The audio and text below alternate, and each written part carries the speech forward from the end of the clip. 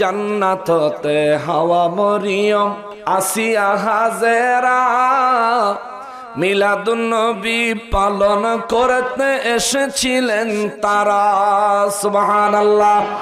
আরে আসলেন নবী এই ধরাতে, আসলেন নবী এই ধরাতে, সুরমা লাগা দু নয়ন উল্লাসে মাতিয়ায় ওঠে বে নবীর দুই চরণ, উল্লাসে মাতিয়ায় ওঠে বে নবীর দুই চরণ।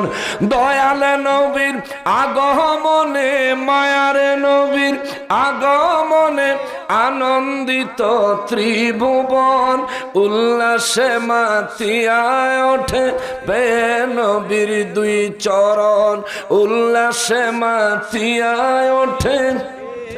আল্লাহ কবুল করুক, জোরে কোন আমিন। মুসলমানেরা রে, আমার পেয়ারা নবীর উম্মতেরা রে, আমার নূর নবী রহমাতুল লিল আলামিনের মিলাদুন নবী সাল্লাল্লাহু আলাইহি ওয়াসাল্লামকে কেন্দ্র করে আমরা মিলাদুন নবীর জুলুস, আয়োজন, আঞ্জাম, মিছিল, মিটিং কেন করি? কারণটা কি? কারণ হলো আমার আল্লাহ খুদ নিজে রূহের জগতে, আল্লাহ খুদ নিজে একটা মাহফিলের আয়োজন করলেন। ওই মাহফিলে শ্রোতা বানালেন শুধুমাত্র নবীদেরকে। ওই মাহফিলের সভাপতি বানালেন আমার নূর নবী রহমাতুল লিল আলামিনকে। জোরে বলেন সুবহানাল্লাহ। মাহফিলে শ্রোতা আছে, সভাপতি আছে, বক্তা লাগতো না। কথা কর না, বক্তা লাগবো না? খোদ রব্বুল আলামিন নিজেই বক্তা হয়ে গেলেন। আল্লাহু আকবার। খোদ রব্বুল আলামিন নিজেই বক্তা হয়ে গেলেন। শ্রোতা আছে, সভাপতি আছে, বক্তাও আছে। বক্তব্যের বিষয় লাগবে না? লাগতো না? বক্তব্যের বিষয় ছাড়া কিসের উপর বক্তব্য দিবে? এ বাবা, যারা নির্বাচনের মজলিস করে তাদের বক্তব্যের বিষয় হলো নির্বাচন। যে যেই মার্কার জনসভা করে তার বক্তব্যের বিষয় হলো তার মার্কার নির্বাচনী প্রচারণা। মহান রব্বুল আলামিন রূহের জগতে একটা মাহফিলের আয়োজন করলেন, শ্রোতা রাখলেন, সভাপতি রাখলেন, আল্লাহ নিজে বক্তা হলেন। বক্তব্যের বিষয় নির্ধারণ করেছিলেন আমার নবীর মিলাদুন নবী। জোরে বলেন সুবহানাল্লাহ। আমার নবীর মিলাদুন নবীর ওয়াজ সর্বপ্রথম করেছেন কে? আরো জোরে বলেন না কে? আমার নবীর মিলাদুন নবীর ওয়াজ সর্বপ্রথম শুনেছিল সমস্ত নবী রাসূলেরা। কোরআনুল কারীমে সূরা আলে ইমরানের ৮১ নম্বর আয়াতে বর্ণনা করলেন কে? সুবহানাল্লাহ। নবীর মিলাদুন নবীর মাহফিল আমরা করলে আমাদেরকে বিদআতি বলে, বলে না? কেন বলে? সাহাবায়ে কেরাম নবীর যুগে এইভাবে মিলাদুন নবী হয় নাই, এই জন্য তারা আমাদেরকে বলে বিদআতি। রব্বুল ইজ্জত কালামে হাকিমের মধ্যে সূরা আলে ইমরানে আমার নবীজির মিলাদুন নবীর মাহফিলের বর্ণনা দিলেন। আল্লাহ বলেন, বিসমিল্লাহির রহমানির রহিম। وَإِذْ أَخَذَ اللَّهُ مِيثَاقَ النَّبِيِّينَ لَمَا آتَيْتُكُم مِّن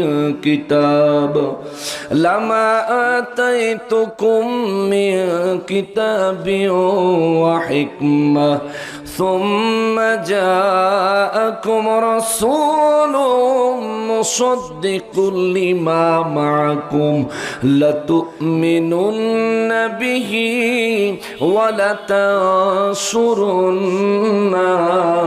চিৎকার দিয়া বলেন সুবহানাল্লাহ। রব্বুল আলামিন বলেন, নবী গো, ওয়া ইযা খাযাল্লাহু মিসাকান নাবিয়্যিন, হে নবী আপনি স্মরণ করেন ওই দিনের কথা, মনে করেন ওই দিনের কথা যেদিন আমি আল্লাহ সমস্ত নবীদের থেকে প্রতিশ্রুতি নিয়েছিলাম, প্রতিজ্ঞা করাইছিলাম, যেদিন সমস্ত নবীদেরকে আমি আল্লাহ শপথ করাইছিলাম। চিৎকার দিয়া বলেন সুবহানাল্লাহ। এই যে শপথ করানোর দিনের কথা আল্লাহ বলতেছেন, এই ঘটনাটা দুনিয়ায় নয়, এটা রূহের জগতে, এটা রূহের জগতের ঘটনা। কিন্তু আমার আল্লাহ কোরআনুল কারিমে বর্ণনা দেওয়ার সময় আল্লাহর কুদরতের ভাষার হিকমত প্রকাশ করলেন। আল্লাহ সরাসরি বললেন না, ওই মজলিসে আমার নবী ছিলেন। দুনিয়াবাসীরা শোনো, আমার হাবিব ওই মজলিসে ছিলেন। আমার আল্লাহ ডাইরেক্ট এমন কোন কথা বললেন না, আল্লাহ ইশারাতান দলিল দিলেন। আল্লাহ নবীজিকে বললেন, নবী গো স্মরণ করেন ওই দিনের কথা, যেই দিন আমি সমস্ত নবীদের কাছ থেকে শপথ গ্রহণ করেছিলাম।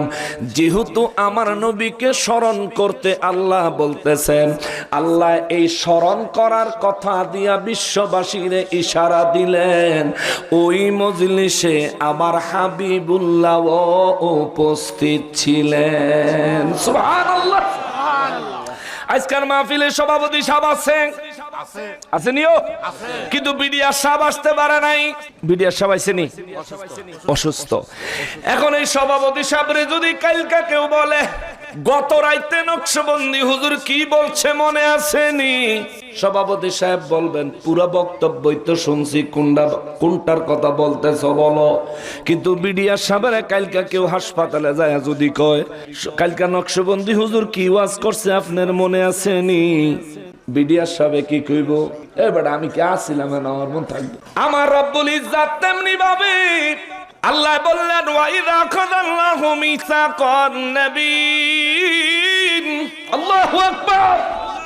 রব্বুল ইজ্জাত বললেন, নবী গো স্মরণ করেন ওই দিনের কথা, যেই দিন আমি আল্লাহ সমস্ত নবী রাসূলদের থেকে শপথ নিয়েছিলাম, অঙ্গীকার করাইছিলাম, সমস্ত নবী রাসূলদেরকে আমি আল্লাহ প্রতিজ্ঞাবদ্ধ করাইছিলাম। ও নবী ওই দিনের কথা স্মরণ করেন, ওই দিন বক্তব্য দিছি আমি, বক্তব্য শুনছে সমস্ত নবীরা। ওই দিন শপথ গ্রহণ করাইছি আমি, শপথ গ্রহণ করেছে সমস্ত নবীরা। শপথ করলো কিসের উপরে? আমি আল্লাহ শপথ করার আগে তাদেরকে প্রস্তাব দিলাম, এ নবীরা গো, এ নবীরা, মিসাকান নাবিয়িনা লামা আতাইতুকুম মিন কিতাবিন ওয়া হিকমা। আমি আল্লাহ আপনাদেরকে আসমানি কিতাব দিব, আমি আল্লাহ আপনাদেরকে, আমি আল্লাহর কুদরতের হিকমত দান করব। আমি আপনাদেরকে কিতাব দিব, আমি আপনাদেরকে আমার কুদরত থেকে হিকমত দিব। এরপরে আল্লাহ কয় লামা আতাইতুকুম মিন কিতাবি ওয়া হিকমা। সর্বপ্রথম নবীগণে কি দিব আল্লাহ বলে দিলেন, আমি আসমানি কিতাব দিব, আমি আল্লাহ আপনাদেরকে হিকমত দিব। কিন্তু এগুলো দেওয়ার কারণ, আপনাদেরকে নবী হিসেবে সৃষ্টি করার কারণ, আপনাদেরকে নবুয়ত মোবারক রূহের জগতে সৃষ্টি সূত্রেই নবী বানানোর কারণ হলো সুম্মা জাআকুম রাসূলুন, অতঃপর আপনাদের মাঝে আমারই রাসূল, আমারই রাসূল, আমারই রাসূল যখন আগমন করবে, সুম্মা জাআকুম রাসূলুম মুসাদ্দিকুল লিমা মাআকুম, আমারে রাসূল দুনিয়ায় আসার পরে তিনি বলবে আপনাদেরকে আমি আল্লাহ যে কিতাব দিছি, আপনাদেরকে আমি আল্লাহ যে হিকমত দিছি, এটা সত্য, আমি আল্লাহই দিছি, আপনাদেরকে নবী আমি আল্লাহ বানাইছি। এই কথার একমাত্র চাক্ষুষ সাক্ষীদাতা হবেন আমার হাবিব রাহমাতুল লিল আলামিন। চিৎকার দিয়া বলেন সুবহানাল্লাহ।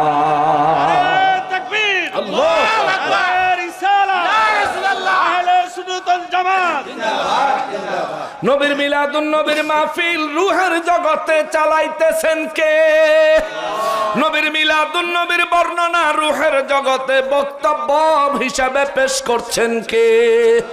আল্লাহ কয় নবীরা গো শপথ করেন, ওয়াদা দেন, এ নবীরা শপথ করেন, আমি আল্লাহ আপনাদেরকে দুনিয়ায় পাঠাবো, আমি আসমানি কিতাব দিব, হিকমত দিব। দুই জিনিস, আসমানি কিতাব হিকমত এবং আপনাদের নবুয়ত, আমি আল্লাহ যে দিছি এই কথার সাক্ষী হিসেবে আমি আমার হাবিবুল্লাহকে দুনিয়ায় পাঠাবো।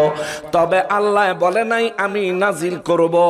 আল্লাহ বললেন সুম্মা অতঃপর সুম্মা জাআকুম রাসূলুন, আল্লাহ বললেন অতঃপর আপনাদের মাঝে আগমন করবেন। সুবহানাল্লাহ। জাআকুম, অতঃপর আপনাদের মাঝে আগমন করবেন। ইচ্ছা করলে আল্লাহ বলতে পারতেন আমি পাঠাবো, আল্লাহ বলেন নাই। আল্লাহ বললেন আগমন করবেন। এই শব্দ কেন ব্যবহার করলেন? ব্যবহার করার কারণ হলো আল্লাহ বুঝাইয়া দিল নবীরা গো, আমি আল্লাহ শুধুমাত্র আমার ইচ্ছায় আমার হাবিবুল্লাহকে দুনিয়ায় পাঠাইয়া দিব তা না। আমার হাবিবুল্লাহ যখন দুনিয়ায় তশরিফ নিতে চায় আমি আল্লাহ আমার হাবিবকে তখনই দুনিয়ায় পাঠাবো।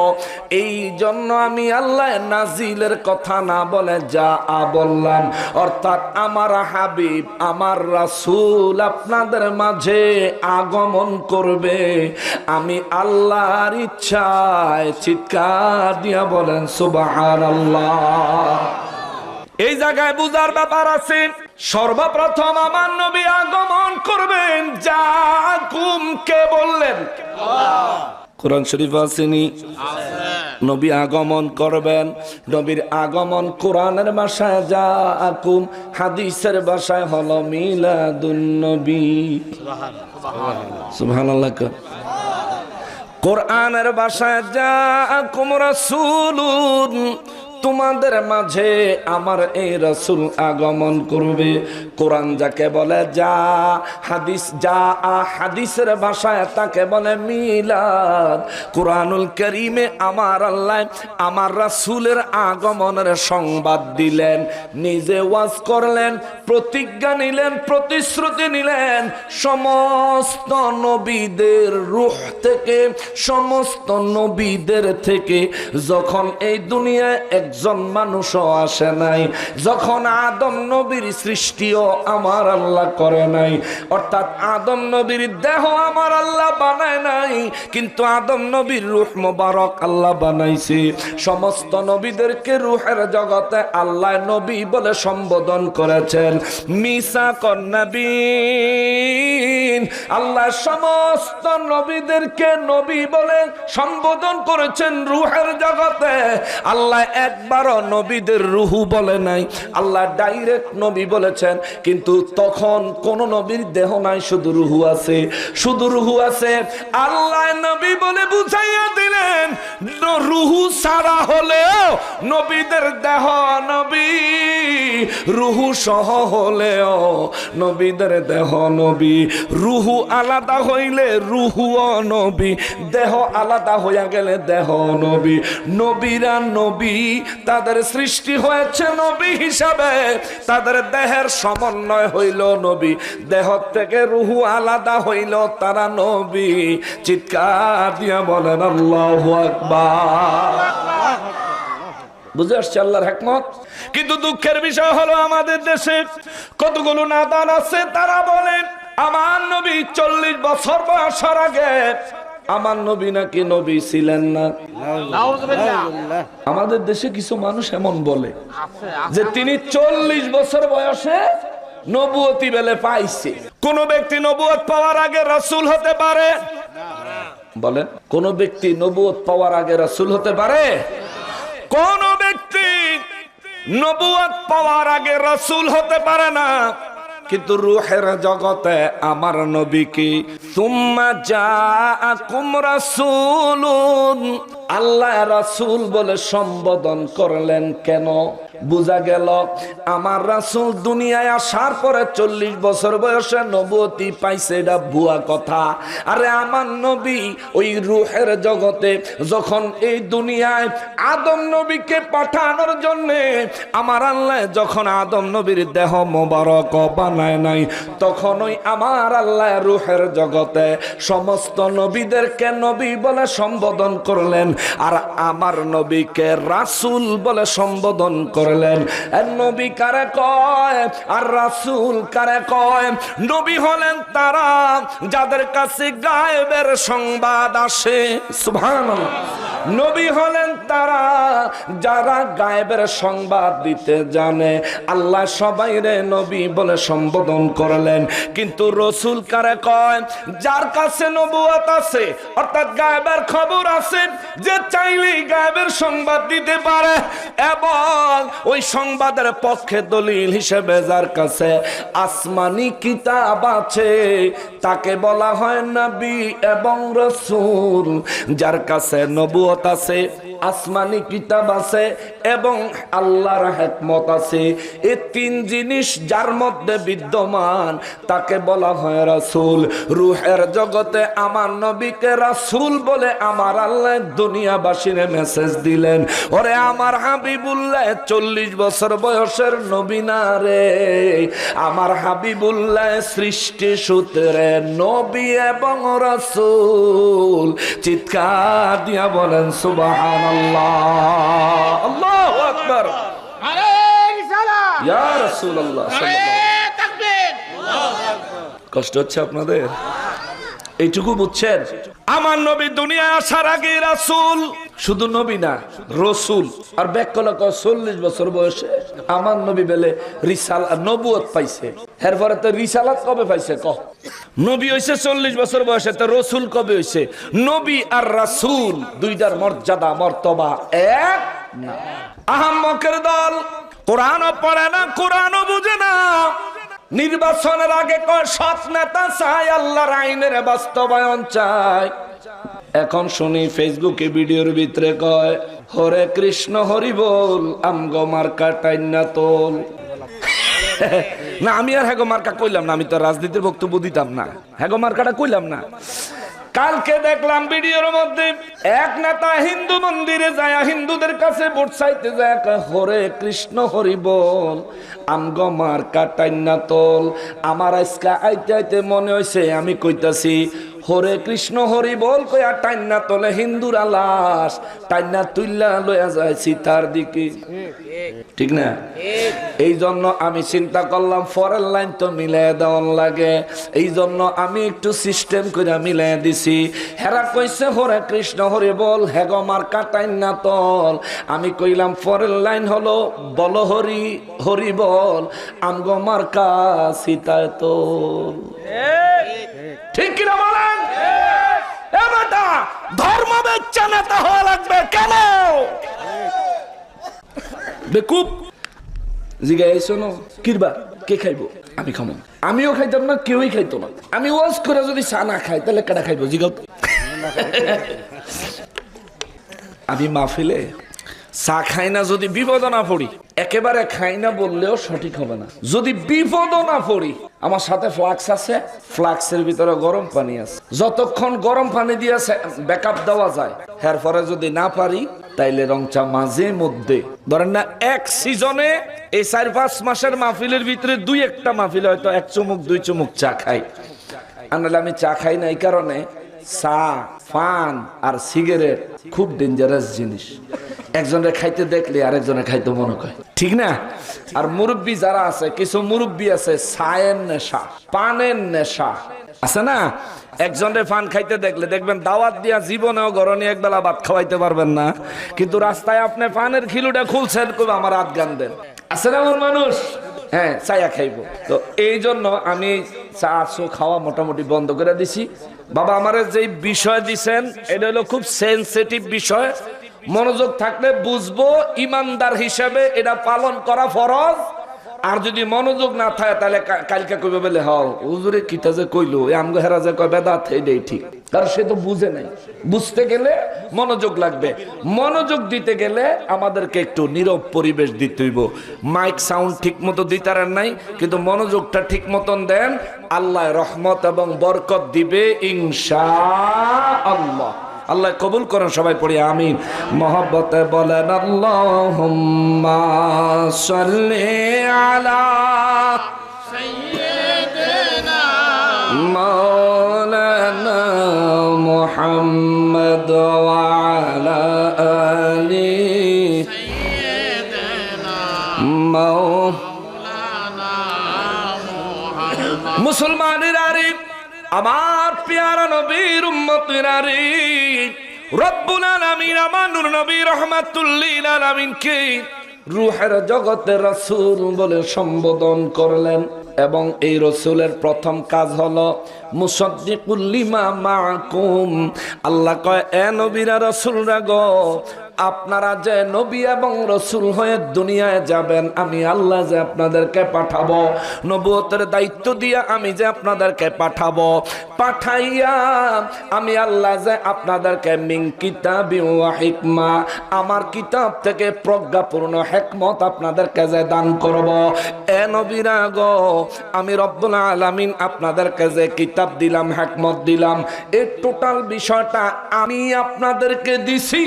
আরে আমি আল্লাহ আপনাদেরকে দিছি, আমি আল্লাহ আপনাদেরকে বানাইছি, আমি আল্লাহ আপনাদেরকে নবী হিসাবে নির্ধারণ করেছি, আমি আল্লাহ আপনাদেরকে নবুয়ত এবং রিসালাতের দায়িত্ব দিয়ে দুনিয়ায় পাঠাইছি।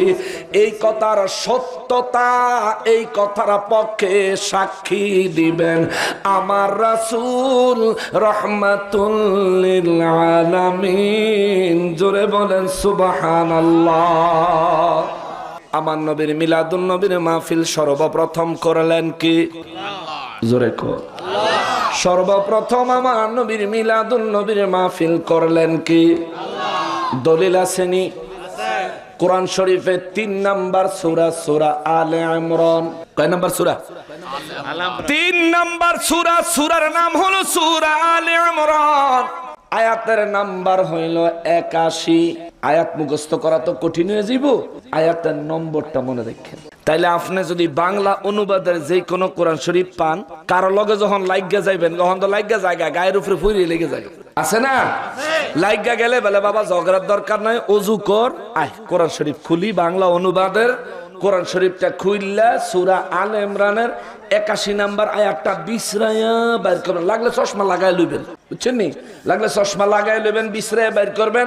এটার ব্যাখ্যা বিশ্লেষণে যাওয়া লাগতো না, খালি বাংলা অনুবাদটা তারে দেখাইলেই তার জ্ঞানে চলে আসবে। আল্লাহ যদি হেদায়েত দেয়, নবীর প্রেমিক হইয়া যাইবো।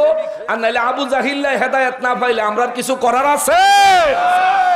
আবু জাহিল্লার হলো কপাল পোড়া, কপাল পোড়া আবু জাহিল্লা। আবু জাহিল্লার ছেলে হইয়া ইকরামা রাদিয়াল্লাহু তাআলা আনহু আল্লাহর রাসূলের সাহাবী, জান্নাতি। সুবহানাল্লাহ। আবু জাহেলের ছেলে ইকরামা, আল্লাহ আমারে দয়া করছে, আমি হযরত ইকরামা রাদিয়াল্লাহু তাআলা আনহুর মাজার শরীফ জর্ডানে জিয়ারত করার সুযোগ হয়েছে। আলহামদুলিল্লাহ, আলহামদুলিল্লাহ। আহা, সেখানে জিয়ারত করতে পেরেছি। এজন্য বলি, আপনার কাজ, আমাদের কাজ হলো কি? সত্য তুলে ধরা। কেউ যদি মানলো ওয়েলকাম, আর যদি না মানে তাহলে তোর নসিব তুই খাইলি, তোর কপাল তুই পড়লি। কারণ তোর কবরে আমি যাবো না, আমার কবরে তুই যাবি না। আল্লাহর কোরআন যেটা বলে, নবীর সুন্নাহ মুবারক যেটা বলে, ইজমা এবং কিয়াসের আলোকে আইম্মায়ে কেরাম যেটা বলেছে, আমি সেটাই মানবো, এর বাইরে কদম রাখবো না। মুসলমানেরা রে, আমার পেয়ারা নবীর উম্মতেরা রে, রব্বুল আলামিন সমস্ত নবীদের কাছ থেকে অঙ্গীকার নিবেন, শপথ নিবেন। আল্লাহ সব নবীদেরকে বললেন, আপনারা সবাই নবী সৃষ্টি সূত্রে দুনিয়ায় যাওয়ার পর আপনাদের মধ্যে যার উপর আমি আল্লাহর খুশি হবে, আমি আল্লাহর ইচ্ছা হবে, আমি আল্লাহ তারে আসমানি কিতাব দিব, আমি আল্লাহ তারে আসমানি কিতাব থেকে হিকমত শিক্ষা দিব। এ নবীরা গো, তবে শুনিয়া রাখেন, আপনারা দুনিয়ায় গেলে আমি পছন্দ করে আপনাদের মাঝে কিতাব দিব, হিকমত দিব। কিন্তু আমার হাবিবুল্লাহর ব্যাপারে কিন্তু এমন নয়। আমার হাবিবুল্লাহর কিতাব এবং হিকমত অলরেডি দিয়া রাখছি। এই জন্য আমার আল্লাহ রাসূল বলে আমার নবীকে সম্বোধন করলেন। সুম্মা জাআকুম রাসূলুন, আল্লাহ বলেন, অতঃপর আপনাদের মাঝে আমার রাসূল আগমন করবেন। এসেই আমার নবীজির প্রথম কাজ হলো মুসাদ্দিকুল লিমা মাআকুম, আপনাদের সাথে নবুয়ত এবং আসমানি কিতাবের জন্য, আসমানি কিতাব এবং হিকমত আপনাদের জন্য যা আমি আল্লাহ নির্ধারণ করেছি। আমার হাবিবুল্লাহর প্রথম কাজ হবে, আপনারা সবাই সত্য নবী ছিলেন, আপনাদের উপরে আসমানি কিতাব সত্যি নাজিল হয়েছিল, আপনাদের উপর আসমানি কিতাব আমি আল্লাহ নাজিল করেছি। আমার হাবিবুল্লাহ এই কথার সাক্ষী দিবেন। সুবহানাল্লাহ। আমার রাসূল এই কথার সাক্ষী দিবেন। এবার আল্লাহ কয় আপনারা আমার শপথ করেন, আপনারা আমি আল্লাহর কাছে প্রতিশ্রুতি দেন। কি প্রতিশ্রুতি? আল্লাহ কয় মুসাদ্দিকুল লিমা মাকুম লা তুমিনুন্না বিহি, আপনারা নবীদের কোন নবীর জীবদ্দশায় যদি আমার এই হাবিবুল্লাহর দুনিয়ায় আগমন হয়, আপনারা আমারে প্রথমে ওয়াদা দেন, আপনারা আমার হাবিবুল্লাহর উপর ঈমান আনবেন, নবুয়তি ছেড়ে উম্মত হইবেন। ওয়ালা তাসুরুন্না, আমার হাবিব যেভাবে দিক নির্দেশনা দিবে ঠিক সেইভাবে আমার নবীর সাহায্যকারী হইবেন। আমি আল্লাহকে এই ওয়াদা দেন। চিৎকার দিয়া বলেন সুবহানাল্লাহ। এই আয়াত দিয়া সমস্ত নবীদেরকে আমার আল্লাহ দুইটা নির্দেশ দিলেন। কয়টা নির্দেশ দিছে? এক হলো আমার হাবিব আপনাদের জীবদ্দশায় এসে গেলে ঈমান আনবেন। দ্বিতীয়, আমার হাবিব আপনাদের জীবদ্দশায় এসে গেলে আমার হাবিবুল্লাহ সাহায্যকারী হবেন। একটু বুঝেন, এই দুই কথা সব নবীদেরকে আমার আল্লাহ কেন বললেন? বইলে আল্লাহ সব নবীদেরকে ইনডাইরেক্টলি মেসেজ দিলেন, আপনারা দুনিয়ায় যাওয়ার পর ইন্তেকাল পর্যন্ত আমার হাবিবুল্লাহর আগমনের মিলাদুন নবীর অপেক্ষা করবেন। সুবহানাল্লাহ। আল্লাহ মেসেজ দিল আপনারা অপেক্ষা করবেন, মওত পর্যন্ত অপেক্ষা করবেন। আমার সৃষ্টির কোন জায়গা থেকে যদি এলান আসে আমার হাবিবুল্লাহ এসে গেছে, সঙ্গে সঙ্গে নবুয়তি শেষ, আমার হাবিবুল্লাহর উপর ঈমান আনবেন আর আমার হাবিবুল্লাহর খাদেম হয়ে যাবেন। আমার হাবিবুল্লাহর হুকুম মোতাবেক আপনারা অবশিষ্ট হায়াতে জিন্দেগি কাটাইবেন। চিৎকার দিয়া বলেন আল্লাহু আকবার। রূহের জগৎ থেকে নবীদেরকে আমার আল্লাহ নির্দেশ দিয়া দিলেন আমার নবীর মিলাদুন নবীর অপেক্ষা করতে। সুবহানাল্লাহ। সুবহানাল্লাহ। জোরে কন্না সুবহানাল্লাহ। সুবহানাল্লাহ। ওই নবী আমার ওই মায়ার নবী রহমাতুল লিল আলামিন আগমন করলেন। আদম নবী দোয়া করছে, আল্লাহ তুমি আমার নসলে মুহাম্মদ মুস্তাফা সাল্লাল্লাহু আলাইহি ওয়াসাল্লামকে পাঠায়ো। ইব্রাহিম নবী দোয়া করেছেন, মুসা নবী দোয়া করেছেন, ঈসা রূহুল্লাহ আলাইহিস সালাম দোয়া করেছেন, ও আল্লাহ আমাদেরকে ওই নবীর উম্মত হিসেবে কবুল করো। ও আল্লাহ আমাদের নসলে ওই নবী রহমাতুল লিল আলামিনকে পাঠাইও। এই জন্য আমার নবী বলেন, আমার আল্লাহ আমি নবীকে যখন দুনিয়ায় মা আমেনার গর্ভ মোবারকের মাধ্যমে আমাকে আমার আল্লাহ যখন দুনিয়ায় পাঠাইছে, আরে সাহাবীরা রে, এই দুনিয়ার প্রত্যেকটা মানুষকে মেসেজ দিয়া দাও, আদম নবী থেকে আরম্ভ করে আমার মা আমেনা পর্যন্ত আল্লাহ আমি নবীকে যেই যেই দেহ থেকে স্থানান্তর করতে করতে বা আমেনার গর্ভ মোবারকের মাধ্যমে আল্লাহ আমারে যখন দুনিয়ায় পাঠায়, আদম নবী থেকে আরম্ভ করে আমার মা আমেনা পর্যন্ত এই পুরো সিলসিলার মধ্যে, পুরো বংশ তালিকার মধ্যে একজনও কাফের ছিল না, একজনও বেঈমান ছিল না, একজনও নাফরমান ছিল না, একজনও জিনাকারী ছিল না, একজনও মূর্তি পূজক ছিল না। চিৎকার দিয়া বলেন আল্লাহু আকবার। আমার নবী বলেছেন আদম নবী থেকে আরম্ভ করে আমার আম্মা আব্বা পর্যন্ত একজনও কোনোদিন মূর্তির পূজা করে নাই। কিন্তু আমাদের দেশে আমার নবীর উপর জুলুমের কথা বলতে যায় জালিমের দল এত বাড়া বেড়েছে। এই জালিমের দল বলে আমার নবীর আব্বা আম্মা নাকি জাহান্নামী হবে। চিন্তা করে, যেই নবীর মা, যেই নবীকে আল্লাহ না বানাইলে কিছুই বানাইতো না, সুবহানাল্লাহ। ওই নবীকে দুনিয়ায় পাঠানোর জন্য আল্লাহ বুঝি জাহান্নামী মা বাপ পছন্দ করব, এটা কোনো কথা? নবীর জন্য মা বাপের নির্ধারণ করছে কে? কথা বলেন না কেন? কে? আমার নবীর জন্য মা বাপের নির্ধারণ করছে আল্লাহ। তো আল্লাহর এই নির্ধারণের ভিতরে একজন ইমানদারও ছিল না যার মাধ্যমে রাসূলকে পাঠাবে দুনিয়ায়। এটা কি বিশ্বাস করা যায়? এই ধরনের কথা যারা বলে জ্ঞানী না আহাম্মক, জ্ঞানী না আহাম্মক, এই আহাম্মকেরা এই দেশে বড় মুফতি, এই আহাম্মকেরাই ফেসবুকে ছবি দেয় মসজিদ আকসা ভাঙ্গা ফলাইছে, ঠিক কি না? এই আহাম্মকেরা ফেসবুকে ছবি দিছে মসজিদ আকসা বলা ভাঙ্গা লাইছে।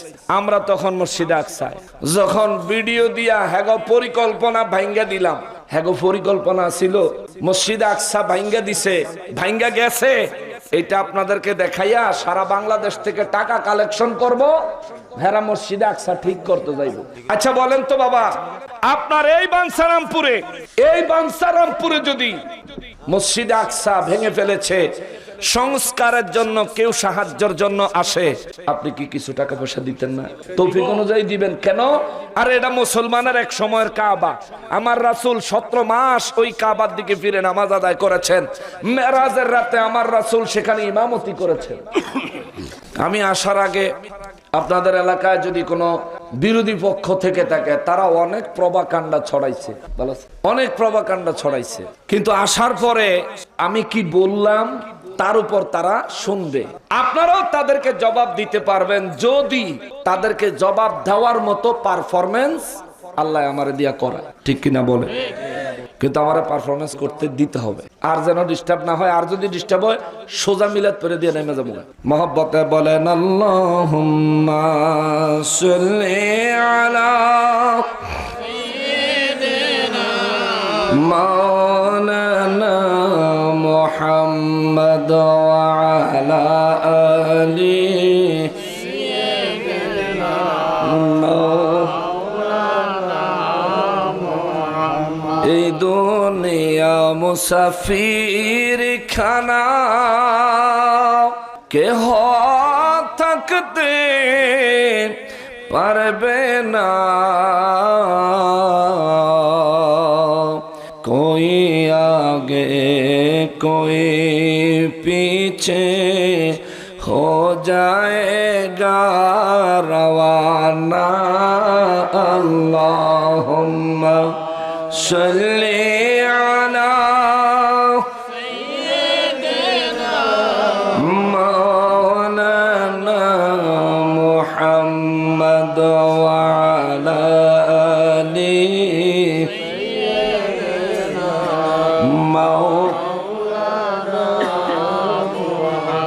বাবাজিরা রে, আমার পেয়ারা নবীর উম্মতেরা রে, মহান রব্বুল আলামিন কালামে হাকিমের মধ্যে আমার নবীর আগমনকে কেন্দ্র করে রূহের জগতে নবীদেরকে নিয়ে আমার আল্লাহ নিজে খোদ মিলাদুন নবী অনুষ্ঠানের মাহফিল করলেন।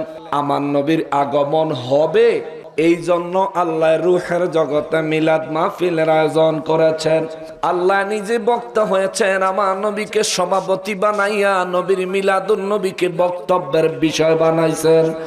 আমরাও রব্বুল ইজ্জাতের সন্তুষ্টি মোতাবেক, রব্বুল ইজ্জাতের সন্তুষ্টি এবং খুশি মোতাবেক রব্বুল আলামিনের সন্তুষ্টি হাসিল করার নিয়তে আমার নবীর আগমনের পরে আমাদেরকে আল্লাহ 1450 বছর পরে দুনিয়ায় পাঠাইছেন। তবুও আমরা ওই নবীর আগমনে আনন্দ প্রকাশ করি। আল্লাহ যেন আমাদের উপর খুশি হয়, জোরে বলেন আমিন।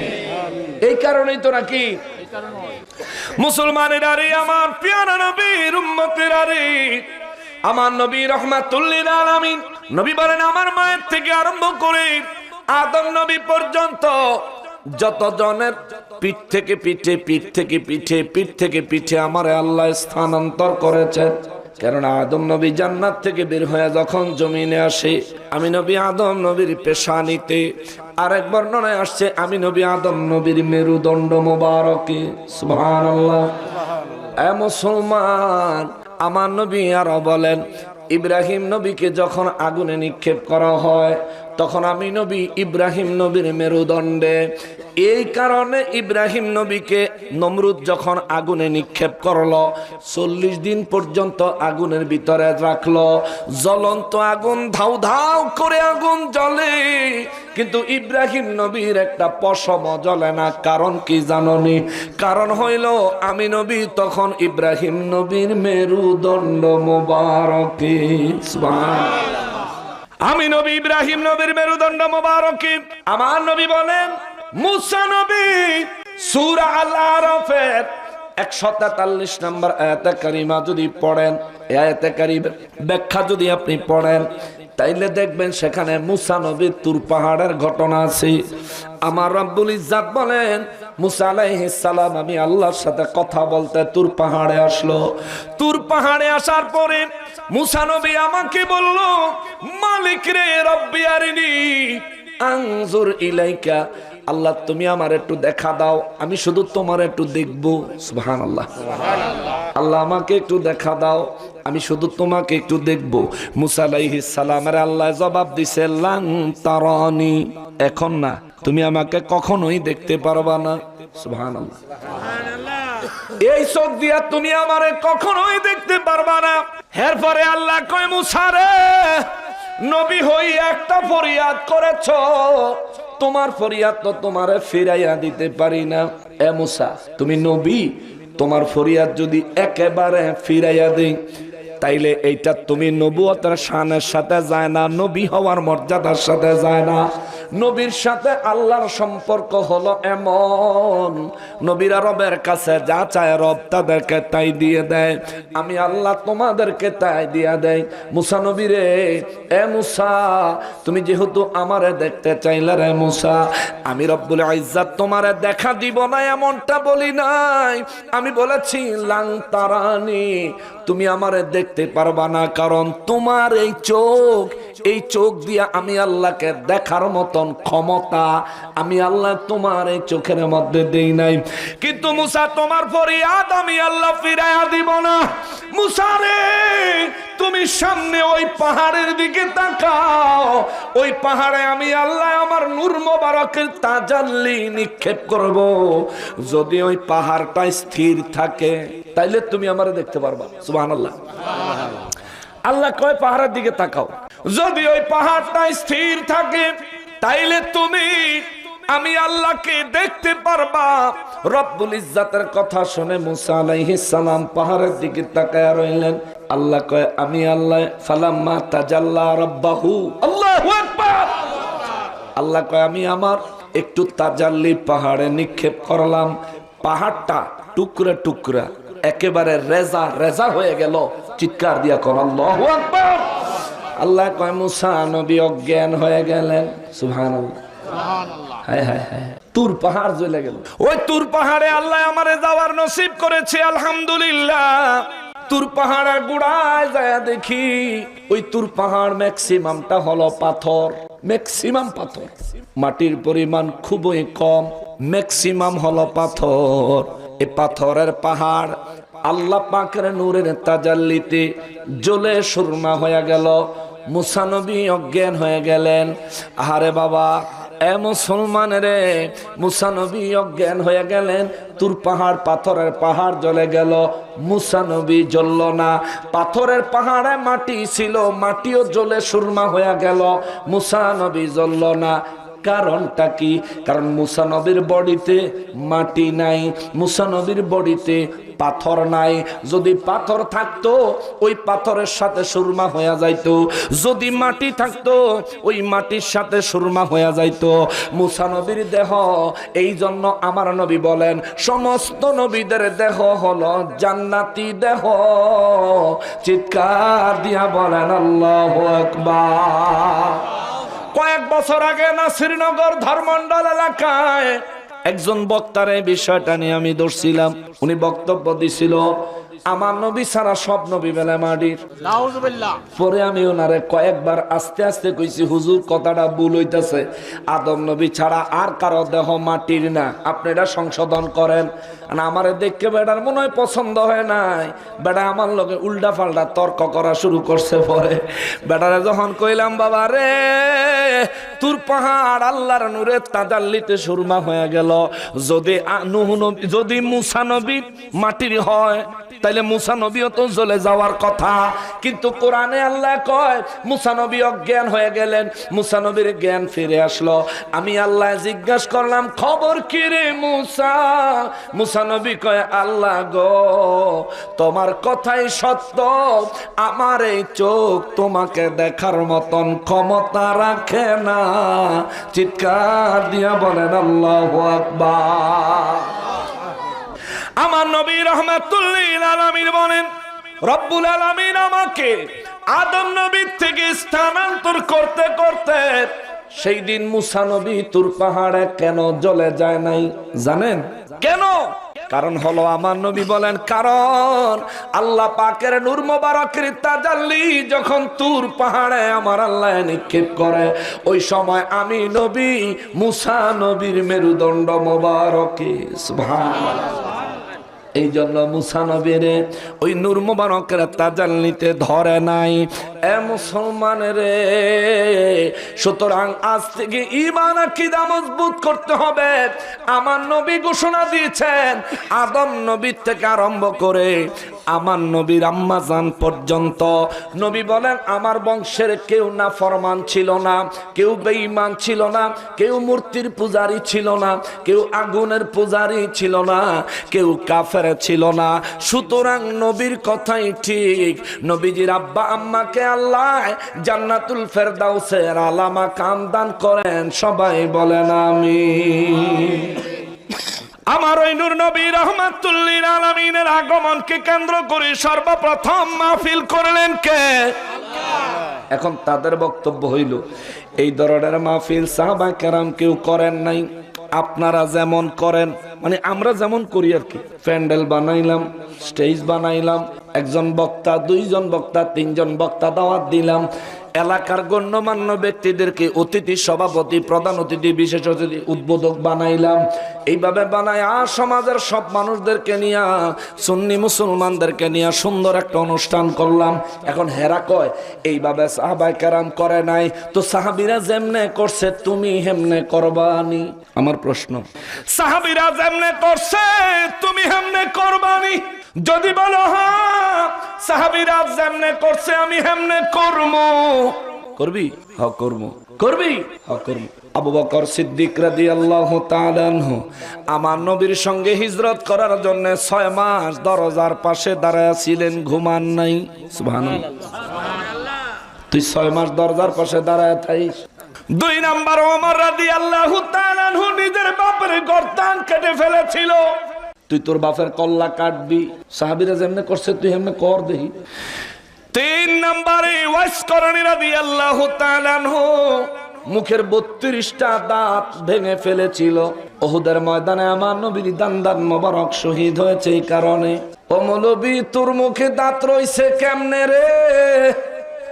নিজের মুখ দাঁত লইয়া সুন্নিদেরকে বেদাতি বলো। আয় তোর ফতুয়া আজকে তোরে গুইল্লা খাওয়াই দিব। বেদাত তুই কি দিয়া কস? সাহাবীরা করে নাই, কেমনে জানলা? আরে বুখারীতে নাই, মুসলিমে নাই, তিরমিজিতে নাই, আবু দাউদে নাই, নাসাইতে নাই, ইবনে মাজাতে নাই, আকাইদে নসফের মধ্যে নাই, আয় হায় হায় তাফসীরের কিতাবের মধ্যে নাই।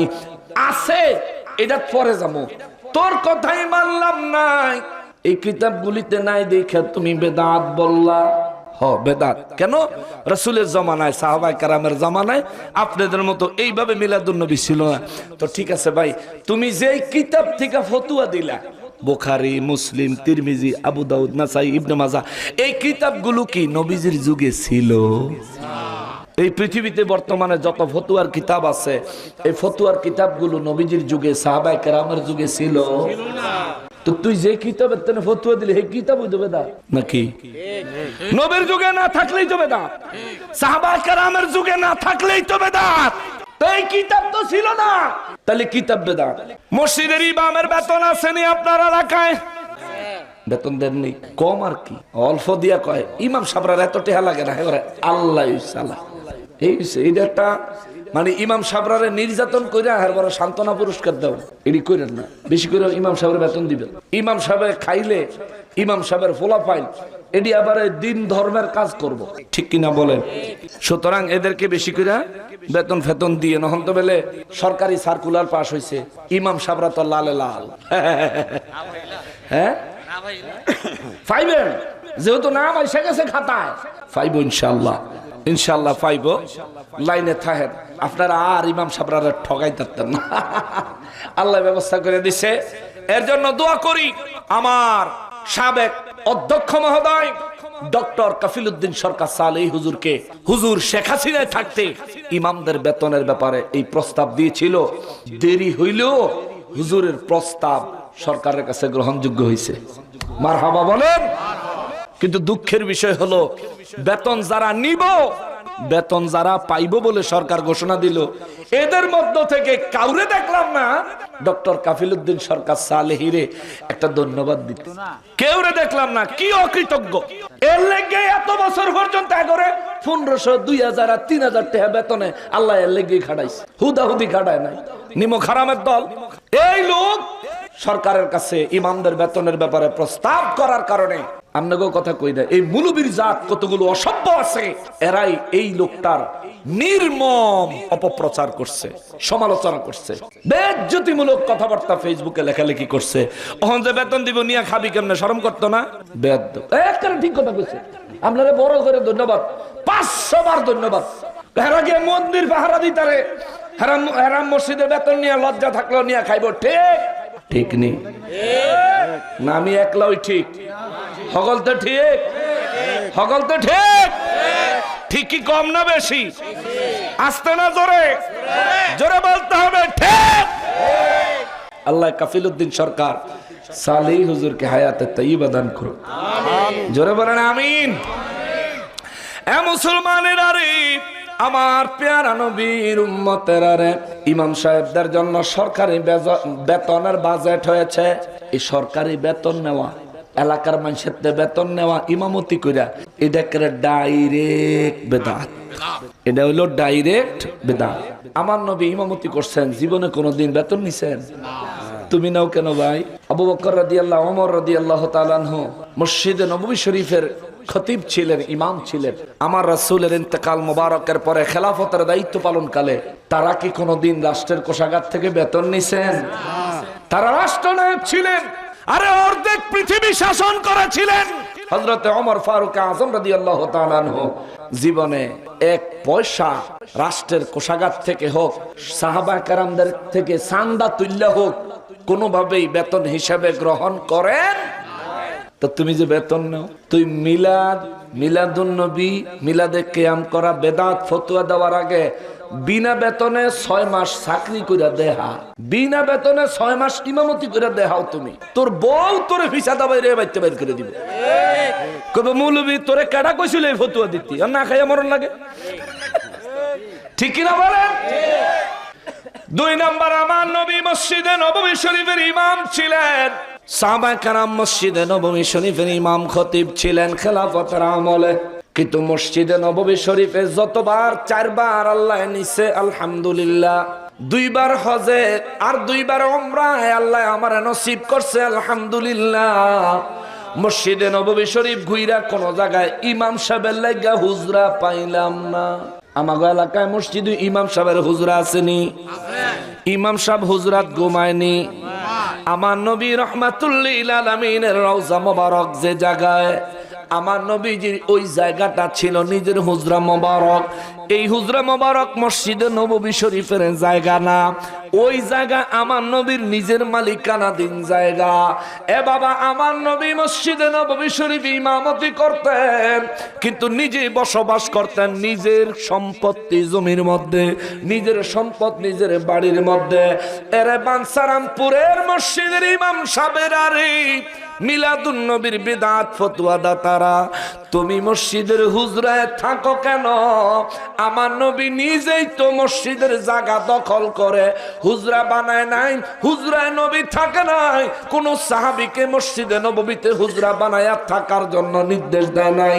আমার নবী যেহেতু নিজে থাকেন নাই, সাহাবীরা কেউ যেহেতু মসজিদে নববী শরীফে থাকেন নাই, তার মানে বোঝা গেল মসজিদের হুজরা বানায় মসজিদের জমি দখল করে ওই জায়গায় ইমাম সাহেবের বসবাস করা বিনা ভাড়ায়, এটা ডাইরেক্ট বেদাত।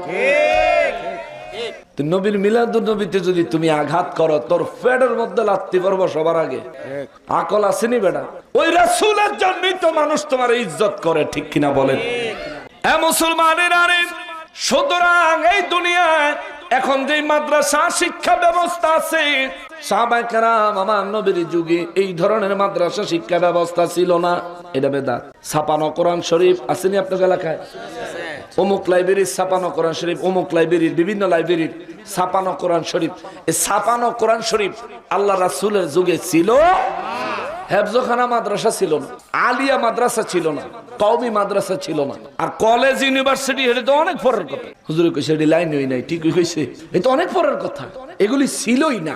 না থাকলেই যদি বেদাত হয়, না থাকলেই যদি বাদ দিতে হয়, তাহলে তুমি মৌলবী সাবত রাসূলের যুগে ছিলা না, তাহলে এক নম্বরে তুমি হইবা। বোকার মতো কথা কইও না মিয়া, বোকার মতো কথা কইও না। আন্দাজে আবল তাবল কথাবার্তা কওয়া ছাইরা দাও। এটা 1926 সাল না, এটা 2026 সাল, ঠিক কিনা বলেন? মুসলমানের আরে, আমার পেয়ারা নবীর উম্মতের আরে, এই জন্য কারো বিদআত শুনলে পাগল হয়ে যাবেন না। রাসূলের যুগে ছিল না। এ মিয়া, রাসূল নির্দেশ দেয় নাই, আল্লাহ নির্দেশ দেয় নাই, এমন কোন কাজ সাহাবায়ে কেরামের দ্বারা কি হয় নাই? এটা লয়ে একটু কনফিউশন আছে। কি কোন হুজুর? নবীও নির্দেশ দেয় না, আল্লাহও নির্দেশ দেয় না, এমন কোন কাজ কি সাহাবীরা করছে? অবশ্যই করেছে। দলিল সবাই জানেন, খালি আমি মনে করায় দেই। দলিল সবাই জানেন, বিশ্বাস করেন, সবাই জানেন, শুধু মনে করায় দেয়। হযরতে বেলাল রাদিয়াল্লাহু তাআলা আনহু মেরাজের রাতে আমার নবী রাহমাতুল লিল আলামিন জান্নাতের মধ্যে যখন মেরাজে গেলেন, জান্নাতের ভিতরে আমার নবীজি একটা কদমের আওয়াজ, হাঁটার আওয়াজ শুনতে পেলেন। সুবহানাল্লাহ। নবী জিজ্ঞেস করলেন, জিবরাইল রে, জান্নাতের ভিতরে আমার আগে আগে হাঁটার শব্দ কার পায়? আর কে আসছে মেরাজে? জিবরাইল আমিন কয়, নবী গো, কেউ মেরাজে আসে নাই আপনি নবী ছাড়া। আমার নবী বলেন, তাইলে জান্নাতের ভিতরে কদমের শব্দ পাওয়া যায় কার? জিবরাইল আমিন কয়, হুজুর, এটা আপনার বেলালের কদমের আওয়াজ। জোরে কন্যা সুবহানাল্লাহ। নবী কয়, জিবরাইল রে, আমার আগে বেলালের কদমের আওয়াজ জান্নাতে কিভাবে পৌঁছাইলো? জিবরাইল আমিন কয়, হুজুর, এটা বেলাল জানে, আল্লাহ জানে। সুবহানাল্লাহ। আমার নবী মেরাজ থেকে আইসা কয়, বেলাল আমার কাছে আয়, আমার কাছে বসো। বেলাল রাদিয়াল্লাহু তাআলা আনহু নবীজির খেদমতে দাঁড়ায় রইলেন। ইয়া রাসূলুল্লাহ, নবী গো, আমি কি কোনো অপরাধ করে ফেলেছি? আমার নবী বললেন, না। ইয়া রাসূলুল্লাহ, তাইলে আমি কি খেদমত করতে পারি, দয়া করে বলেন। নবী কয়, বেলাল রে, এরে বেলাল, আমার আগে জান্নাতের মধ্যে তোর কদমের আওয়াজ শুনেছি রে বেলাল। কি কারণে, কেমনে কেমনে তোর কদমের আওয়াজ জান্নাতে গেল? বেলাল রাদিয়াল্লাহু তাআলা আনহু বলেন, আল্লাহ এবং তার রাসূলই ভালো জানেন। আমি বেলাল তো গোলাম, আমি বেলাল তো নাদান, আমি কেমনে জানবো? আমি তো বলতে পারি না গো নবী। আমার নবী কয়, বেলাল, তুমি কি এমন আমল করো আমারে বলো। আমি নির্দেশ দেই নাই এমন কোন আমল করো, আল্লাহ নির্দেশ দেয় নাই এমন কোন আমল তুমি করো। বেলাল রাদিয়াল্লাহু তাআলা আনহু কয়, নবী গো, আপনার নির্দেশ ছাড়া, আল্লাহর নির্দেশ ছাড়া আমি শুধু যতবার ওযু করি 2 রাকাত তাহিয়াতুল ওযুর নামাজ আদায় করি, এই ছাড়া আল্লাহর কসম আমি আর কোনো অতিরিক্ত আমল করি না। আমার নবী কয়, বেলাল, আমি তোরে এই নামাজ পড়তে নির্দেশ দেই নাই। আমার নবী বলেন আমার আল্লাহ তোরে এই নামাজ পড়তে নির্দেশ দেয় নাই রে বেলাল। এমন নামাজ তুমি আদায় করার কারণে আল্লাহ তোমার কদমের আওয়াজ জান্নাতে পৌঁছাইয়া দিয়েছে। জোরে কোন সুবহানাল্লাহ। কি বুঝলেন? নেক কাজ করার জন্য, ভালো কাজ করার জন্য সাহাবায়ে কেরামের যুগে ছিল কি ছিল না এটা পরে দেখেন। যদি ভালো কাজ হয় তাহলে করেন ভালো কাজ। এই ভালো কাজ হওয়ার কারণে এটা করা যায়।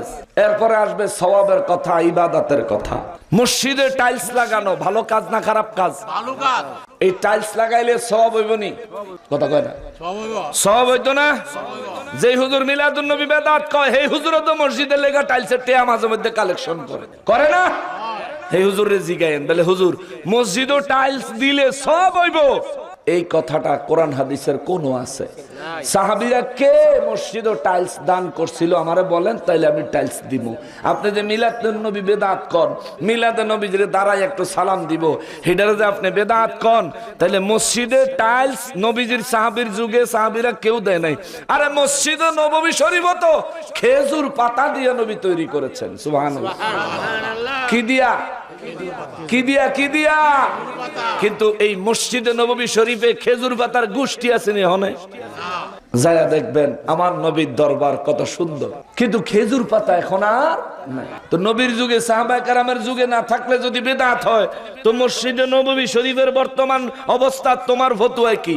নাউজুবিল্লাহি মিন যালিক। এগুলি হচ্ছে আকলের অভাব। এই কোমর কাশি থুয়ে ফুতের বউ কিলেন না মুলুবিডি।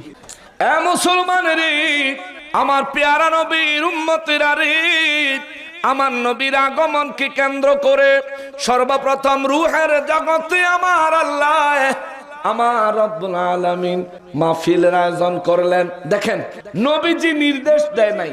বেলাল রাদিয়াল্লাহু তাআলা আনহু 2 রাকাত নামাজ পড়তেন ওযু করে। এই 2 রাকাত নামাজের নাম কি? তাহিয়াতুল ওযু। এই 2 রাকাত নামাজ পড়তেন। এই বেলাল রাদিয়াল্লাহু জীবনে আমার নবীর পিছনে ইক্তেদা করে বহু নামাজ পড়েছেন, কিন্তু ওই নামাজের কারণে বেলাল রাদিয়াল্লাহর কদমের আওয়াজ জান্নাতে যায় নাই। ওই 2 রাকাত নামাজের কারণে গেছে, যেই নামাজ পড়তে নবীও বলে নাই, আল্লাহও বলে নাই, কিন্তু বেলাল রাদিয়াল্লাহু তাআলা আনহু নামাজ পড়েছেন। আল্লাহ এবং রাসূলের মহব্বতে বোঝা যায়, আল্লাহ এবং রাসূলের মহব্বতের জন্য যদি কেউ কোনো ভালো কাজ করে, ওই ভালো কাজ আল্লাহ এবং তার রাসূল অবশ্যই নেক আমল হিসেবে কবুল করে। কথা বলেন ঠিক কিনা? এই দৃষ্টিকোণ থেকেই আমরা মসজিদকে সাজাই, টাইলস লাগাই, বিদ্যুৎ ব্যবহার করি, ফ্যান ব্যবহার করি, এসি ব্যবহার করি। আমরা মসজিদে আরামে আল্লাহর ইবাদত করার জন্য, ডিস্টার্ব ফ্রি আল্লাহর ইবাদত করার জন্য অনেকভাবে সুসজ্জিত করি। এগুলো রাসূলের যুগে সাহাবায়ে কেরামের যুগে ছিল না, কিন্তু এখন আমরা করি কেন? এগুলো ভালো কাজ।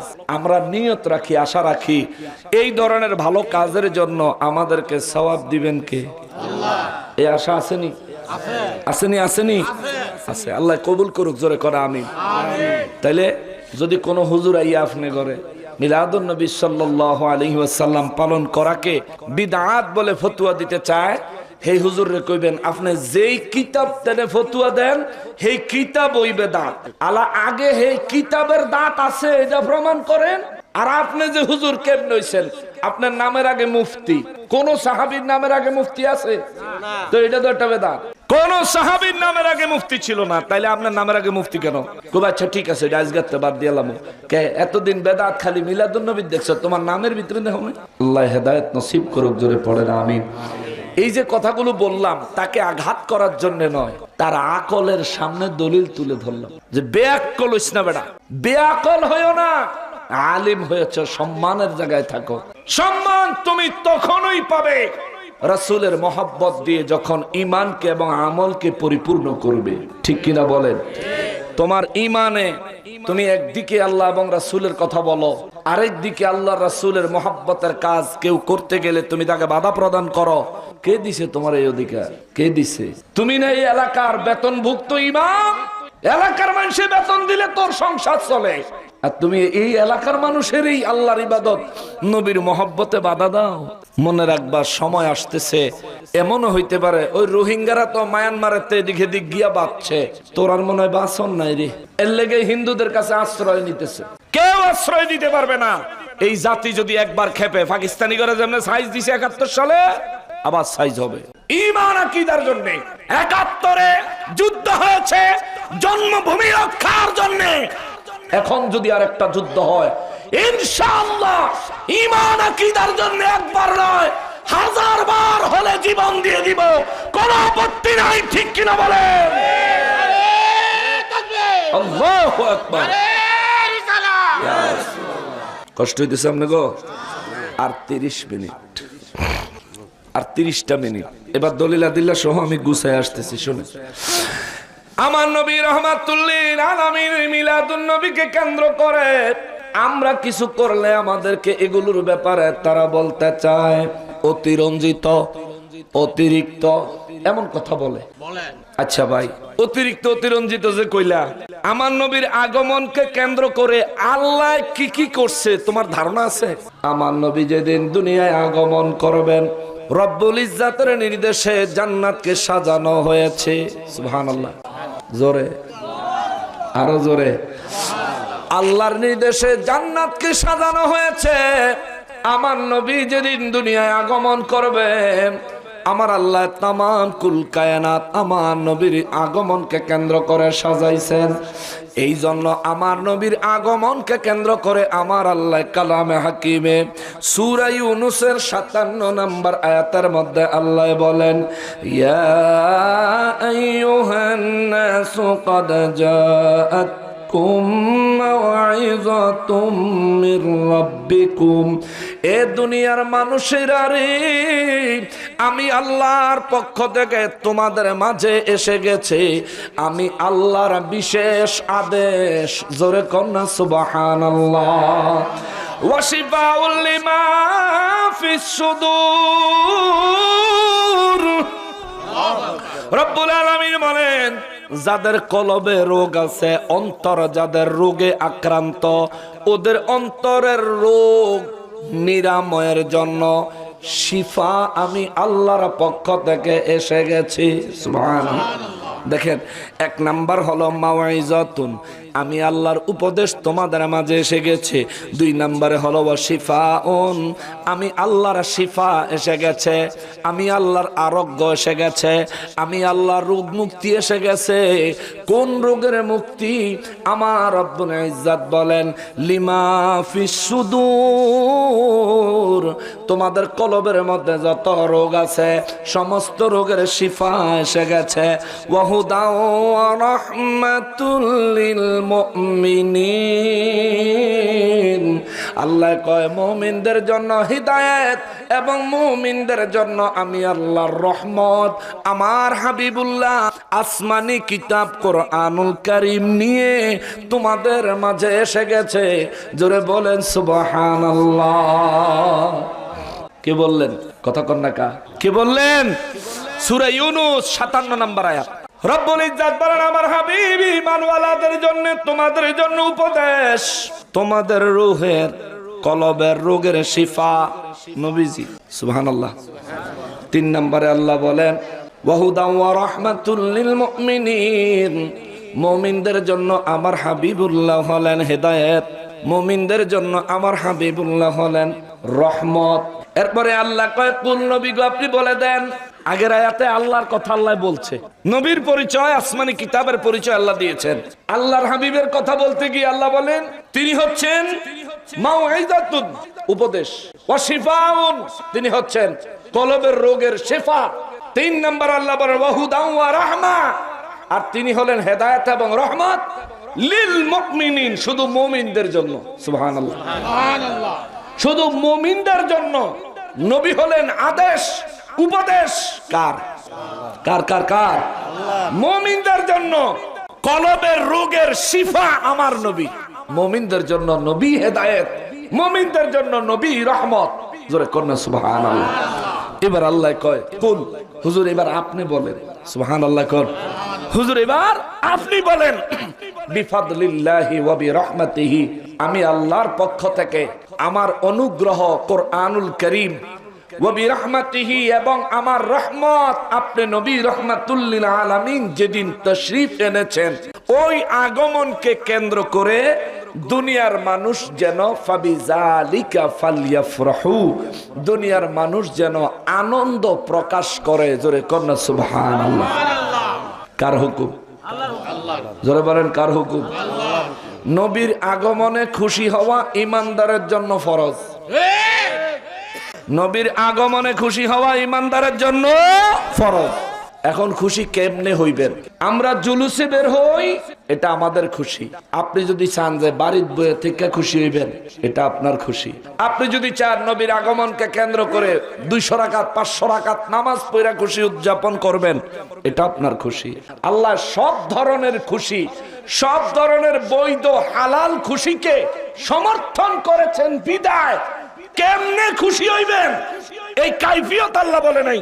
আল্লাহ শুধু বলছেন ফাবিজালিকা ফালইফরাহু তোমরা এর জন্য খুশি উদযাপন করো, আনন্দ প্রকাশ করো। জোরে কন্না সুবহানাল্লাহ। আপনি যেমনে পারেন হেমনে খুশি প্রকাশ করেন। এখন আপনি খুশি হইছেন এটা কেমনে বুঝবো? যদি আরেক খুশি হওয়া ব্যক্তির উপর আক্রমণ করেন, আরেকজন খুশি উদযাপন করতেছে রাস্তায় বাইর হইয়া, পতাকা লইছে, পাগড়ি বাঁধছে, নতুন কাপড় পরছে, স্লোগান দিতেছে নূর নবী এসেছে, নূর নিয়ে এসেছে। আপনি হেবেটার উপরে গরম পানি ডাললেন, তার মানে কি বোঝা গেল? নবীর আগমনে আপনি খুশি হয়েছেন? নবীর আগমনে আপনি শুধু বেজার হয়েছেন তা না, অন্য কেউ নবীর আগমনে খুশি হয়েছে, আপনি হেইটাও সহ্য করতে পারতেছেন না। তার মানে 1 নম্বরে আল্লাহর হুকুম অমান্য করেছেন, 2 নম্বরে আপনি মুমিন মুসলমানের উপর অন্যায়ভাবে জুলুম করেছেন। আপনাকে আল্লাহর দরবারে হিসাব দিতে হবে। আমরা কেন নবীর আগমনে রাস্তায় বাইর হইয়া মাহফিল কইরা এত সুন্দর জান শৌকত দিয়া কেন আমরা জুলুস করি? কারণ আল্লাহ বলছেন হুয়া খায়রুম মিম্মা ইয়াজমাউন তোমার সারা জীবনে যা কিছু জমায়েত করেছো, যত আমল করেছো, সমস্ত আমলের চাইতেও আমি আল্লাহর কাছে আমার নবীর আগমনে খুশি প্রকাশ করার দাম বেশি। সুবহানাল্লাহ। সারা জীবনের আমলের ভিতরে নামাজ আসেনি, রোজা আসেনি, হজ আসেনি, যাকাত আসেনি, এগুলো তো ইসলামের মৌলিক ইবাদত। ইসলামের 5টি রুকনের মধ্যে 4টা, এগুলিরও আল্লাহ আলাদা করে নাই। হুয়া খায়রুম মিম্মা ইয়াজমাউন সারা জীবনে নামাজ রোজা হজ যাকাত যা করছো, আরো নফল ইবাদত যা করছো, সমস্ত কিছুর চাইতে আমার হাবিবুল্লাহর আগমনের আনন্দ উদযাপন করাটাকেই আমি আল্লাহ তোমার জন্য সর্ব উত্তম বলে ঘোষণা দিলাম। সুবহানাল্লাহ। এবার আপনি যদি মনে চায় আনন্দ প্রকাশ করেন, আর যদি মনে না চায় আপনি বেজার হইয়েন। যদি আনন্দ প্রকাশ করেন মদিনাবাসীদের সঙ্গে, সাহাবায়ে কেরামের সঙ্গে আপনার হাসর হবে, আর যদি বেজার হন ইবলিস শয়তানের সঙ্গে আপনার হাসর হবে। এবার আপনার খুশি, আপনি ইবলিসের লগে কোন বেহেশত যাইবেন হিসাব নিলাম। আমরা সাহাবায়ে কেরামের সঙ্গে আমার নবীর আগমনকে কেন্দ্র করে আল্লাহ খুশি হইছে, ফেরেশতারা খুশি হইছে। আহা ওরে জান্নাততে হাওয়া মরিয়ম আসিয়া হাজেরা মিলাদুন নবী পালন করতে এসেছিলেন তারা। সুবহানাল্লাহ। রে আসলেন নবী এই ধরাতে, আসলেন নবী এই ধরাতে, সুরমা লাগা দু নয়ন উল্লাসে মাতিয়ায় ওঠে বে নবীর 2 চরণ, উল্লাসে মাতিয়ায় ওঠে বে নবীর 2 চরণ। দয়ালে নবীর আগমনে, মায়ারে নবীর আগমনে আনন্দিত ত্রিভুবন, উল্লাসে মাতিয়ায় ওঠে বে নবীর 2 চরণ, উল্লাসে মাতিয়ায় ওঠে। আল্লাহ কবুল করুক, জোরে কোন আমিন। সুতরাং আমার নবীর আগমনে মিলাদুন নবী সাল্লাল্লাহু আলাইহি সাল্লাম উদযাপনে খুশি প্রকাশ করা ঈমানওয়ালা মুমিন মুসলমানের উপর আল্লাহ পাকের ন্যস্ত করা দায়িত্ব। এখন আপনি এই খুশি নিজের জায়গা থেকে বৈধ পন্থায় যে কোনো ভাবে উদযাপন করতে পারেন। তবে আমরা মনে করি, ওলামায়ে আহলে সুন্নাত ওয়াল জামাত মনে করে, আমরা জুলুসের মাধ্যমে আকাশ বাতাসকে মুখরিত করে বেদিনদেরকে পর্যন্ত আমরা জানান দিয়ে দিতে সক্ষম হই যে আজ আমার নবীর আগমনের তারিখ।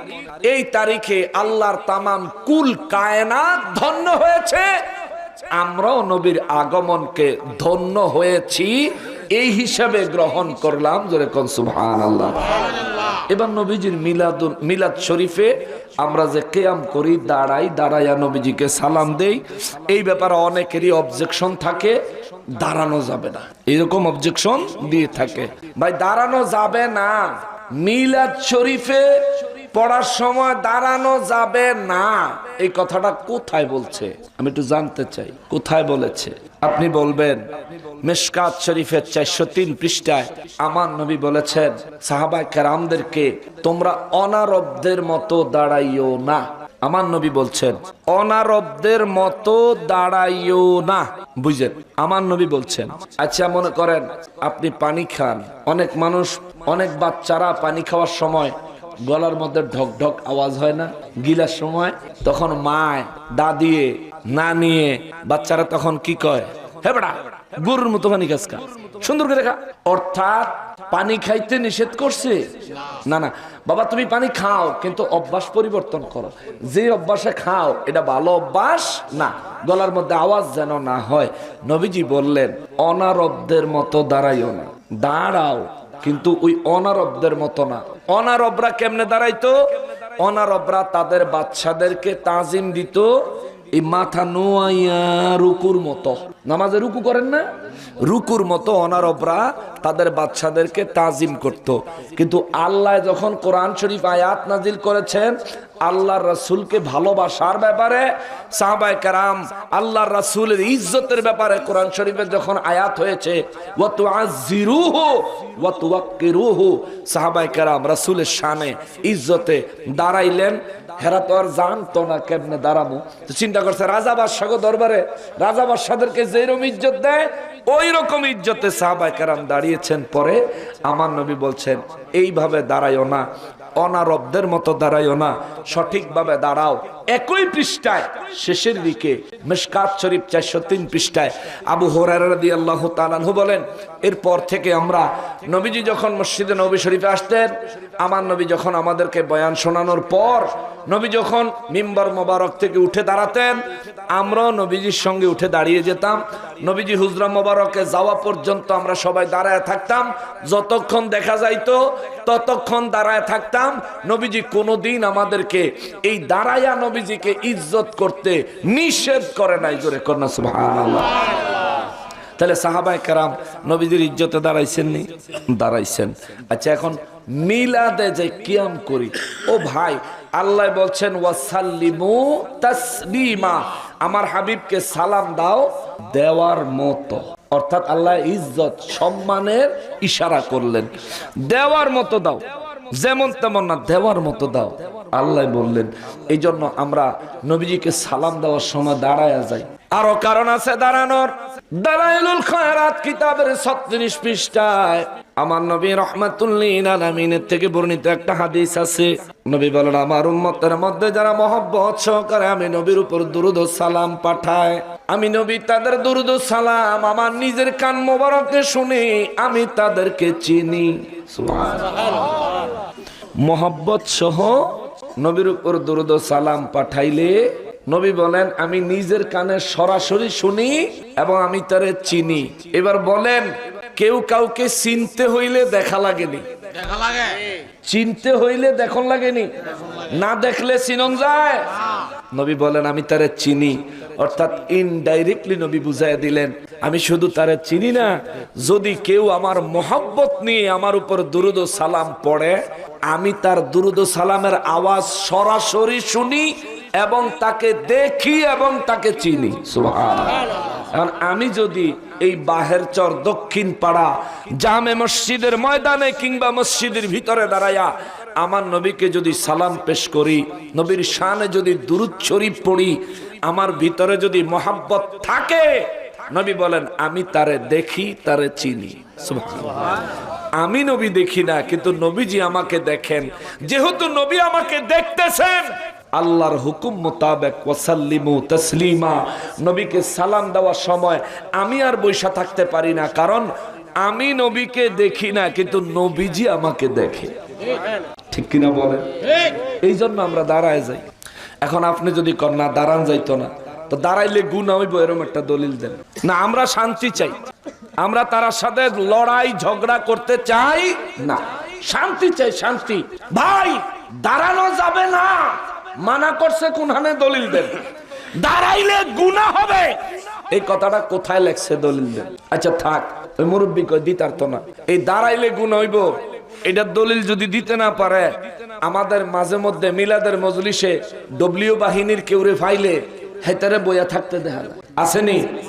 তো তারার কাছে আমার প্রশ্ন, ভাই আমরা যে দাঁড়াইলাম, আপনি কইলেন দাঁড়ানো যাবে না, আপনার কাছে দলিল চাইলাম দাঁড়াইলে গুনাহ হবে, দলিল দেন। মুরব্বী কইছে নাই, আসলেই নাই। তো যেই মজলিসে আমরা দাঁড়াইয়া নবীকে সালাম পেশ করলাম, ওই মজলিসে আপনি যেন বইয়া রইলেন, কোন দলিলে? কোন দলিল কইছে আপনাদের বইয়া থাকতেন? কোন দলিল বলাচ্ছে বসে থাকতেন? আচ্ছা বইয়া রইছেন ভালো কথা। আচ্ছা আমরা যে দাঁড়াইছি, আপনার বক্তব্য দাঁড়ানো যাবে না, কিন্তু বইয়া থাকলে দাঁড়ানোর চাইতে সওয়াব বেশি হবে, আল্লাহ বেশি খুশি হবে, রাসূল বেশি খুশি হবে, এরকম দলিলটা আমারে দেন, আমিও আপনার লগে বইয়া থাকবো। ঠিক আছে নি বাবা? আমার দলিল দেন যে বইয়া থাকলে বেশি সওয়াব হইব, দলিল দেন। ভাই আমার সওয়াব দরকার, ভাই আমার সওয়াব দরকার। রোজ হাসরে আল্লাহ সওয়াব গইন্না জান্নাত দিত না, ওজন দিয়া দিব। ঠিক কি না? সবচেয়ে বেশি সওয়াবের ওজনওয়ালা সওয়াব হলো নবীর মহব্বত। সবচেয়ে বেশি ওজন হবে নবীর মহব্বত, নবীর ভালোবাসা। এমনি এমনি নবী বলেন নাই আলা লা ঈমান লিমান লা লিমান লিমান লা মুহাব্বাত লাহু, তোমাদের মধ্যে কেউ ততক্ষণ পর্যন্ত পূর্ণ মুমিন হতে পারবে না যতক্ষণ পর্যন্ত আমি রাসূলকে পূর্ণ ভালো না বাসে। সুবহানাল্লাহ। পূর্ণ ভালো কতটুকু? ভালোবাসা কতদূর? ওমর রাদিয়াল্লাহু তাআলা আনহু নবী জিজ্ঞাসা, ওমর তুমি আমারে কতটা ভালোবাসো? হুজুর জানডা ছাড়া আল্লাহর কুল কায়নাতের সবকিছু চাইতে আপনারা বেশি ভালোবাসে। সুবহানাল্লাহ। নবীজি ওমর রাদিয়াল্লাহর হাতটা ধরা ছিলেন, ছেড়ে দিলেন। ওমর রাদিয়াল্লাহু তাআলা আনহু ভয় পেয়ে গেলেন, ইয়া রাসূলুল্লাহ আমি কি ভুল করেছি? আমার নবী বললেন, ওমর যতক্ষণ পর্যন্ত তুমি তোমার প্রাণের চাইতে বেশি আমি নবীকে ভালোবাসতে না পারবে, ততক্ষণ পর্যন্ত তুমি পরিপূর্ণ মুমিন হতে পারবে না। ওমর রাদিয়াল্লাহু তাআলা আনহু বলেন, ওয়াল্লাহি হুজুর আল্লাহর কসম, এই মুহূর্ত থেকে আমি ওমর আপনি নবীকে আমার প্রাণের চাইতেও বেশি ভালোবাসি। আমার নবীকে, ওমর তুমি এই মাত্র মুমিন হইলা। সুবহানাল্লাহ। এই মাত্র মুমিন হইলা ওমর, মুসলমান। সেজন্য রোজ হাশরের ময়দানে নবীর মহব্বতের ওজন হবে সবচেয়ে বেশি। দাঁড়ায়া সালাম দিলে আল্লাহ কি পরিমাণ সওয়াব দিবে এটা আল্লাহই জানে ভালো, কিন্তু আমি তো দাঁড়াই নবীর মহব্বতের জন্য, নবীর ভালোবাসার জন্য, এটার জন্য আমি দাঁড়াই। কিন্তু আপনি দাঁড়াইলেন না কেন? আপনিও জানেন আমি নবীজিরে দাঁড়ায় সালাম দিলে এই দুনিয়ার কোনো ফায়দা আমার হবে না, কিন্তু আমি ওই আল্লাহকে খুশি করার জন্যে, আল্লাহর রাসূলের মহব্বত আমার অন্তরে পরিপূর্ণ হাসিল করার জন্যে আমি আল্লাহর রাসূলকে দাঁড়াইয়া তাজিম করি, সালাম পেশ করি। কারণ আল্লাহ নবীজি সালামের ব্যাপারে বলছেন ওয়াসাল্লিমু তাসলিমা। আবার কোরআনে আল্লাহ এই নির্দেশ দিয়েছেন ওয়া তুআযিরুহু ওয়া তুওয়াক্কিরুহু, আমার হাবিবকে ইজ্জত করো, করার মতো করো, যার চাইতে শ্রেষ্ঠ কোনো ইজ্জত হয় না তেমন ভাবে করো। আবার আল্লাহ বলেন মাইয়ুতির রাসূলা ফাকাদ আতা আল্লাহ, যে আমার রাসূলের ইতাআত করলো সে আমি আল্লাহর ইতাআত করেছে। সুবহানাল্লাহ। এখন ইতাআতের অর্থ কি দিবেন? অনুসরণ। তাহলে যে নবীর অনুসরণ করবে আল্লাহ কয় তার আমি আল্লাহর অনুসরণ হয়েছে। তাহলে ইতাআতের অর্থ কি নিবেন? গোলামি। তাইলে যে নবীর গোলামি করেছে আল্লাহ বলেন তার আমি আল্লাহর গোলামি করা হয়ে গেছে। সুবহানাল্লাহ। এখন আপনি এতাতের অর্থ যেটা নিবেন নেন, আপনি যেটাই নিবেন সেটাই নবীর পক্ষে যাইব, যেটাই অর্থ নিবেন সেটাই নবীর পক্ষে যাবে। সুতরাং আমরা মিলাদ শরীফ পড়ি, নবীজিকে দাঁড়ায় সালাম দেই। কেউ যদি দাঁড়ায় সালাম না দেয় আমরা তাকে কাফের বলি না, কিন্তু আমি দাঁড়ায় সালাম দিলে কেউ যদি আমারে বাধা দেয় নিশ্চয়ই নেক কাজে বাধা দেওয়া কুফুরি। নেক কাজে বাধা দেওয়া এটা কাফেরদের স্বভাব, এটা আবু জাহেলের স্বভাব, এটা উতবা সাইবা মুগীরার স্বভাব। মুমিন মুসলমান কখনোই কোন নেক কাজে বাধা দিতে পারে। এই যে সভাপতি সাহেব, এবারটার কি কাম নাই? আছে ব্যবসায়ী মানুষ, এক এক মুহূর্তের দাম আছে। এই বেচারা এখানে বসে রয়েছে, এই যে আপনারা বসে আছেন, আমি যে এত দূর থেকে আমরা আসলাম, আমরা আল্লাহ পাকের রাসূল রাহমাতুল্লিল আলামিনের মহব্বতের কারণেই তো, নাকি? নবীর জন্যই তো এখানে জমায়েত হলাম, এতক্ষণ পর্যন্ত কোরআন সুন্নাহ শুনলাম নবীর মহব্বতের জন্য।